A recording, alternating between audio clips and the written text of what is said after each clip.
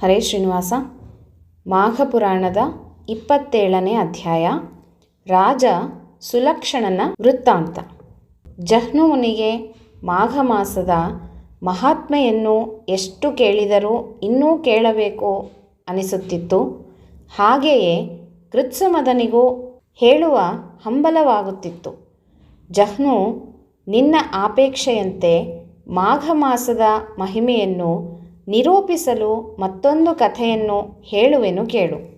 ಹಿಂದೆ ದ್ವಾಪರ ಯುಗದಲ್ಲಿ ಅಂಗದೇಶವನ್ನು ಒಬ್ಬ ರಾಜನು ಆಳುತ್ತಿದ್ದನು. ಹೆಸರು ಸುಲಕ್ಷಣ.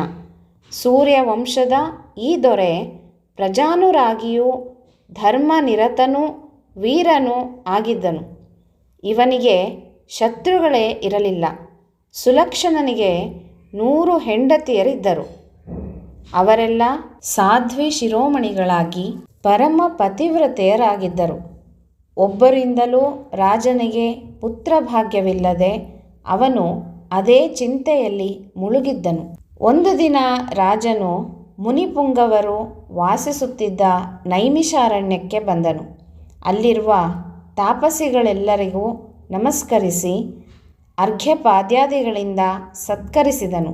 ಬಳಿಕ ರಾಜನು ತನಗಾಗಿರುವ ದುಃಖವನ್ನು ನಿವೇದಿಸುತ್ತಾ, ಮುನಿಗಳೇ, ನನ್ನ ಶೋಕನೀಯ ಸ್ಥಿತಿಯನ್ನು ಏನೆಂದು ಹೇಳಲಿ? ನನಗೆ ಈ ಜನ್ಮದಲ್ಲಿ ಪುತ್ರ ಸಂತಾನ ಭಾಗ್ಯವಿದೆಯೋ ಇಲ್ಲವೋ ನಾ ಕಾಣೆ. ಅಪುತ್ರಸ್ಯ ಗತಿರ್ನಾಸ್ತಿ ಎಂಬಂತೆ ಗಂಡು ಮಗ ಇಲ್ಲದವನಿಗೆ ಸದ್ಗತಿ ಇಲ್ಲ. ನಾನು ನನ್ನ ಹಿಂದಿನ ಜನ್ಮಗಳಲ್ಲಿ ಯಾವ ಪುಣ್ಯ ಕಾರ್ಯಗಳನ್ನೂ ಮಾಡಲಿಲ್ಲವೆಂದು ತೋರುತ್ತಿದೆ. ಪುತ್ರಹೀನನಾದ ನನಗೆ ಪುಣ್ಯಲೋಕ ಪ್ರಾಪ್ತಿ ಇರುವುದಿಲ್ಲ. ನಾನು ಎಷ್ಟು ಪರಾಕ್ರಮಿಯಾದ ರಾಜನಾಗಿ ಏನು ಫಲ? ನನ್ನ ನಂತರದಲ್ಲಿ ಈ ಅಂಗದೇಶವನ್ನು ಪರಿಪಾಲಿಸುವ ಒಬ್ಬ ಮಗನು ಹುಟ್ಟಲಿಲ್ಲ. ಗಂಡು ಮಕ್ಕಳಿಂದ ಪಡೆಯುವ ಆನಂದವನ್ನು ನಾನು ಪಡೆಯಲಿಲ್ಲ. ಮುನಿಶ್ರೇಷ್ಠರೇ, ಪುತ್ರಭಾಗ್ಯ ಪಡೆಯಲು ನಾನು ಏನು ಮಾಡಬೇಕೆಂದು ಹೇಳಿರಿ. ನಿಮ್ಮ ಆದೇಶದಂತೆ ನಡೆದುಕೊಳ್ಳುತ್ತೇನೆ ಎಂದು ವಿನೀತನಾಗಿ ನುಡಿದನು. ಸುಲಕ್ಷಣನು ಮಗನಿಗಾಗಿ ಹಾತೊರೆಯುತ್ತಿರುವುದನ್ನು ಗಮನಿಸಿದ ಮುನಿಗಳು ರಾಜನಿಗೆ, ಮಹಾರಾಜ, ನಿನ್ನ ಬಯಕೆ ಸಾಧುವಾಗಿಯೇ ಇದೆ. ಆದರೆ ಈ ಜನ್ಮದಲ್ಲಿ ನಿನಗೆ ಇದುವರೆಗೂ ಪುತ್ರ ಲಭಿಸದಿರುವುದಕ್ಕೆ ನೀನು ಹಿಂದಿನ ಜನ್ಮದಲ್ಲಿ ಮಾಡಿರುವ ಪಾಪವೇ ಕಾರಣ. ನಿನ್ನ ಪೂರ್ವಜನ್ಮದಲ್ಲಿ ನೀನು ಕ್ಷತ್ರಿಯನಾಗಿಯೇ ಹುಟ್ಟಿ ಸೌರಾಷ್ಟ್ರ ದೇಶವನ್ನಾಳುತ್ತಿದ್ದೆ. ಆಗ ನೀನು ರಾಜ್ಯ ಮತ್ತು ಸಿರಿಯ ಮದದಿಂದ ಕೊಬ್ಬಿ ಹೋಗಿ ಒಂದು ಪುಣ್ಯ ಕಾರ್ಯವನ್ನೂ ಮಾಡಲಿಲ್ಲ. ಮಾಘ ಮಾಸದಲ್ಲಿ ಸೂರ್ಯೋದಯ ಕಾಲದಲ್ಲಿ ಸ್ನಾನ ಮಾಡಲಿಲ್ಲ. ಬಡಬಗ್ಗರಿಗೆ ದಾನ ಮಾಡಲಿಲ್ಲ. ಶ್ರೀಹರಿಯ ಆರಾಧನೆ ಮಾಡಲಿಲ್ಲ. ಇವೆಲ್ಲದರ ಫಲವೇ ನಿನಗೆ ಗಂಡು ಮಕ್ಕಳಾಗಲಿಲ್ಲ. ಮಾಘ ಮಾಸ ಒಂದು ಶುಭ ಮಾಸ. ಆ ಮಾಸದಲ್ಲಿ ಸ್ನಾನ ಮಾಡಿ ಶ್ರೀಹರಿ ಪೂಜೆ ಮಾಡಬೇಕು. ಪುಣ್ಯ ದಿನಗಳಲ್ಲಿ ಫಲಪುಷ್ಪಗಳ ಸಮೇತ ಗೋಕ್ಷೀರ, ಆಜ್ಯ ಇವುಗಳೊಂದಿಗೆ ಕುಂಬಳಕಾಯಿಯನ್ನು ಸತ್ಪಾತ್ರನಾದಂಥ ಬ್ರಾಹ್ಮಣನಿಗೆ ದಾನ ಮಾಡಿದ್ದೇ ಆದರೆ ಸಂತಾನ ಲಭಿಸುತ್ತದೆ. ಈಗಲೂ ಹಾಗೇ ಮಾಡಿ ಪುತ್ರ ಸಂತಾನ ಪಡೆ ಎಂದು ಹೇಳಿದ ಅವರು ರಾಜನಿಗೆ ಒಂದು ಮಂತ್ರಿಸಿದ ಹಣ್ಣು ಕೊಟ್ಟು, ಇದನ್ನು 100 ಭಾಗಗಳನ್ನಾಗಿ ಮಾಡಿ ನಿನ್ನ ಎಲ್ಲ ಹೆಂಡಂದಿರಿಗೂ ಕೊಡು. ನಿನಗೆ ಅವರಿಂದ 100 ಗಂಡು ಮಕ್ಕಳಾಗುವರು ಎಂದು ಸೂಚಿಸಿದರು. ರಾಜನಿಗೆ ಪರಮಾನಂದವಾಗಿ ಮುನಿಗಳು ನೀಡಿದಂಥ ಮಂತ್ರಿಸಿದ ಹಣ್ಣನ್ನು ಕೈಗೆ ತೆಗೆದುಕೊಂಡನು. ಅವರೆಲ್ಲರಿಗೂ ನಮಸ್ಕರಿಸಿ ಅರಮನೆಗೆ ಬಂದನು. ರಾಜನು ಅರಮನೆಯ ಅಂತಃಪುರಕ್ಕೆ ಬಂದು ತಾನು ಸಾಧಿಸಿಕೊಂಡು ಬಂದ ಕಾರ್ಯವನ್ನು ತನ್ನ ರಾಣಿಯರಿಗೆ ಹೇಳಿದನು. ರಾಣಿಯರು ಅವನಿಗೆ ಆದರ ತೋರಿದರು. ಬಳಿಕ ರಾಜನು ಮುನಿಗಳಿತ್ತಿದ್ದ ಮಾಗಿ ಫಲವನ್ನು ಮಲಗುವ ಕೋಣೆಯಲ್ಲಿರಿಸಿ ಭೋಜನಕ್ಕಾಗಿ ಭೋಜನ ಶಾಲೆಗೆ ಹೋದನು. ರಾಜನ 100 ಪತ್ನಿಯರಲ್ಲಿ ಅತ್ಯಂತ ಕಿರಿಯಳಾದಂಥ ರಾಣಿಯು ತನಗೊಬ್ಬಳಿಗೆ ಗಂಡು ಮಗುವಾಗಬೇಕೆಂಬ ದುರಾಸೆಯಿಂದ ರಾಜನು ತಂದಿದ್ದ ಹಣ್ಣನ್ನು ಯಾರಿಗೂ ತಿಳಿಯದಂತೆ ಅಪಹರಿಸಿ ಇಡೀ ಹಣ್ಣನ್ನು ತಾನೊಬ್ಬಳೇ ತಿಂದು ಮುಗಿಸಿದಳು. ಊಟ ಮಾಡಿ ಬಂದ ರಾಜನು ಹಣ್ಣಿಗಾಗಿ ಶೋಧಿಸಿದನು. ಹಣ್ಣು ಎಲ್ಲೂ ಕಾಣಲಿಲ್ಲ. ಸೇವಕರನ್ನೆಲ್ಲ ವಿಚಾರಿಸಿ ನೋಡಿದನು. ದಾಸಿಯರನ್ನು ಕೇಳಿ ತಿಳಿದನು. ಎಲ್ಲೂ ಹಣ್ಣು ಸಿಗಲಿಲ್ಲ. ಯಾರೂ ತಮಗೆ ತಿಳಿಯದ ವಿಷಯವನ್ನು ಹೇಳಲು ಮುಂದಾಗಲಿಲ್ಲ. ಹೆದರಿಸಿ ಬೆದರಿಸಿ ನೋಡಿದರೂ ಪ್ರಯೋಜನವಾಗಲಿಲ್ಲ. ಬಹು ಕಷ್ಟಪಟ್ಟು ಆರ್ಜಿಸಿ ತಂದ ಹಣ್ಣು ಹಾಳಾಗಿ ಹೋಯಿತೆ ಎಂದು ದುಃಖಿಸುತ್ತಾ ಮೂರ್ಛೆ ಹೋದನು. ಮೂರ್ಛೆ ತಿಳಿದು ಎದ್ದಾಗ ಪಕ್ಕದಲ್ಲಿ ಕಿರಿಯ ಹೆಂಡತಿ ಇದ್ದಳು. ಅವಳು ತನ್ನಿಂದಾಗಿ ಮಹಾರಾಜನು ಚಿಂತೆಗೀಡಾದನಲ್ಲ ಎಂದು ತಾನೊಬ್ಬಳೇ ಹಣ್ಣು ತಿಂದುದನ್ನು ಕುರಿತು ರಾಜನಿಗೆ ಹೇಳಿದಳು.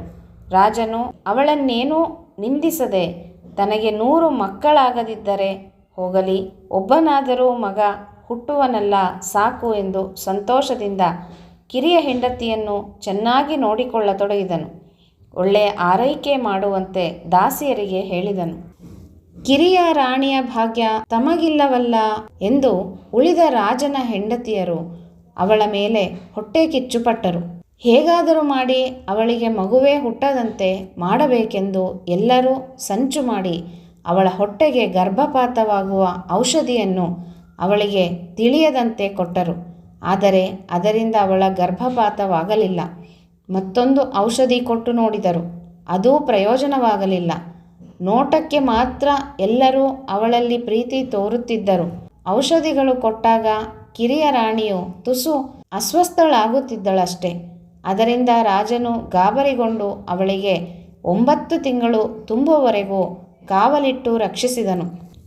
ಆದರೆ 10ನೆಯ ಮಾಸ ಆರಂಭವಾಗುತ್ತಿದ್ದಂತೆ ಕಿರಿಯ ರಾಣಿ ತಾನು ತುಂಬು ಗರ್ಭಿಣಿ ಎಂಬುದನ್ನು ಮರೆತು ಚಿತ್ತವಿಕಾರದಿಂದ ಒಂದು ಅರಣ್ಯವನ್ನು ಕುರಿತು ಹೊರಟು ಹೋದಳು. ಅವಳಿಗೆ ದಿನ ತುಂಬಿದಾಗ ಪ್ರಸವವಾಗಿ ಗಂಡು ಮಗುವೇನೋ ಆಯಿತು. ಆದರೆ ಅವಳನ್ನು ಒಂದು ಹಸಿದ ಹುಲಿ ತಿಂದು ಹಾಕಿತು. ಘೋರ ಅರಣ್ಯದಲ್ಲಿ ಕಿಟಾರನೆ ಕಿರುಚಿ ಅಳುತ್ತಿದ್ದ ಪುಟ್ಟ ಮಗುವನ್ನು ಪಕ್ಷಿಗಳು ಆ ಮಗುವಿಗೆ 1 ವರ್ಷವಾಗುವವರೆಗೂ ಬಗೆ ಬಗೆಯ ಹಣ್ಣು, ಜೇನು ಮೊದಲಾದವುಗಳನ್ನು ನೀಡಿ ಸಾಕಿದವು. ಒಂದು ದಿನ ಆ ಕಾಡಿನಲ್ಲಿದ್ದ ಸರೋವರಕ್ಕೆ ಸ್ನಾನ ಮಾಡಲೆಂದು ಕೆಲವು ಮುನಿ ಪತ್ನಿಯರು ಬಂದರು. ಅವರೊಡನೆ ಒಬ್ಬ ಮುನಿಯು ಬಂದಿದ್ದನು. ಅವರೆಲ್ಲ ಸುಂದರನೂ ಚೆಲುವನೂ ಆಗಿದ್ದಂತಹ ಮಗುವನ್ನು ನೋಡಿದರು. ಮುನಿಯು ತನಗೆ ಮಕ್ಕಳಿಲ್ಲದುದನ್ನು ಮನಗಂಡು ಆ ಮಗುವನ್ನು ಕೈಗೆತ್ತಿಕೊಂಡನು. ಅವನಿಗೆ ಆ ಮಗುವಿನ ತಾಯಿ ತಂದೆ ಯಾರು, ಮಗುವು ಕಾಡಿನಲ್ಲಿ ಹುಟ್ಟಲು ಕಾರಣವೇನು ಎಂಬುದು ಪ್ರಶ್ನಾರ್ಹವಾಯಿತು. ಬಳಿಕ ಎಲ್ಲರೂ ಸ್ನಾನ ಮಾಡಿ ನಂತರ ಮಗುವನ್ನು ತಮ್ಮ ಆಶ್ರಮಕ್ಕೆ ಕರೆತಂದು ಬೆಳೆಸಿದರು. ಎಲ್ಲರಿಗೂ ಮಗುವಿನ ಮೇಲೆ ಅಕ್ಕರೆ ಇತ್ತು. ಮುನಿಗೆ 2 ಹೆಂಡತಿಯರಿದ್ದರು. ಮಗುವಿಗೆ 2 ವರ್ಷ ತುಂಬಿದಾಗ ಅವರಿಬ್ಬರಲ್ಲಿ ಮಗುವಿನ ಬಗ್ಗೆ ದೊಡ್ಡ ಜಗಳವೇ ಆಯಿತು. ಮಗುವನ್ನು ತಾನು ಬೆಳೆಸಿ ದೊಡ್ಡದು ಮಾಡಿದುದರಿಂದ ಅದು ತನಗೆ ಸೇರಬೇಕೆಂದು ಒಬ್ಬಳು, ತಾನು ಹಾಲು ಹಣ್ಣು ನೀಡಿ ಬೆಳೆಸಿದ್ದುದರಿಂದ ಅದು ತನಗೆ ಸೇರಬೇಕೆಂದು ಇನ್ನೊಬ್ಬಳು ವಾದಿಸುತ್ತಾ ಮತ್ಸರದಿಂದ ಕಲಹವಾಡತೊಡಗಿದರು. ಕಡೆಗೆ ಮುನಿಯ ಹಿರಿಯ ಹೆಂಡತಿ ಯಾರಿಗೂ ತಿಳಿಯದಂತೆ ಮಗುವನ್ನು ಎತ್ತಿಕೊಂಡು ಹೋಗಿ ಕಾಡಿನಲ್ಲಿಯೇ ಬಿಟ್ಟು ಬಂದಳು. ಸಂಜೆ ಆಶ್ರಮಕ್ಕೆ ಹಿಂತಿರುಗಿದಾಗ ಮುನಿಯು ಮಗುವನ್ನು ಕಾಣದೆ ಹುಡುಕಾಡುತ್ತಿದ್ದನು. ಅವನ ಹೆಂಡತಿಯರು ತಮಗೆ ತಿಳಿಯದು ಎಂದು ಬಿಟ್ಟರು. ಹಿರಿಯ ಹೆಂಡತಿ ತಾನೇ ಮಗುವನ್ನು ಎತ್ತಿಕೊಂಡು ಹೋಗಿ ಕಾಡಿನಲ್ಲಿ ಬಿಟ್ಟು ಬಂದಿದ್ದರೂ ಸತ್ಯ ಸಂಗತಿಯನ್ನು ಮುಚ್ಚಿಟ್ಟಳು. ಮುನಿ ಚಿಂತಾಕ್ರಾಂತನಾಗಿ ತಲೆಯ ಮೇಲೆ ಕೈ ಹೊತ್ತು ಕುಳಿತನು. ಅನಾಥೋ ದೈವರಕ್ಷಕ ಎನ್ನುತ್ತಾರೆ. ದಿಕ್ಕಿಲ್ಲದವರಿಗೆ ದೇವರೇ ದಿಕ್ಕು. ರಾಜನಿಗೆ ಮಗನಾಗಿ ಹುಟ್ಟಿದ್ದರೂ ಅರಣ್ಯದ ಪಾಲಾಗಬೇಕಾಯಿತು. ಆದರೆ ಮಗುವಿಗೆ ಯಾವ ಮೃಗಗಳಿಂದಲೂ ಅಪಾಯವಾಗಲಿಲ್ಲ. ಅದಕ್ಕೆ 3 ವರ್ಷ ತುಂಬಿತು.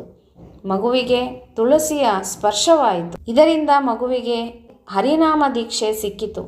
ಕಾಡಿನ ಮೃಗ ಪಕ್ಷಿಗಳು ಮಗುವನ್ನು ಸಾಕಿದವು.